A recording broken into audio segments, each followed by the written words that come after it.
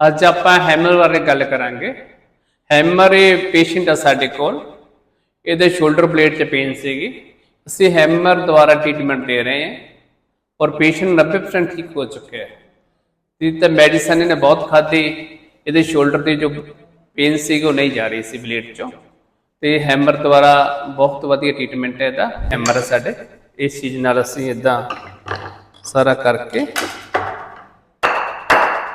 ਔਰ ਇਹ ਚੀਜ਼ ਹੈ ਸਾਡੇ ਕੋਲ, ਇਹ ਪੂਰੀ ਬੋਡੀ ਦੇ ਸਪੈਨ ਤੇ ਇੱਦਾਂ ਸਾਰਾ ਟ੍ਰੀਟਮੈਂਟ ਕਰਦੇ ਹਾਂ। ਇਹ ਸਾਡਾ ਸਪੈਨ ਦੇ ਜੋ ਮਸਲ ਹੁੰਦੇ ਆ ਇਹ ਉਹਨਾਂ ਤੇ ਵਰਕ ਕਰਦਾ ਹੈ।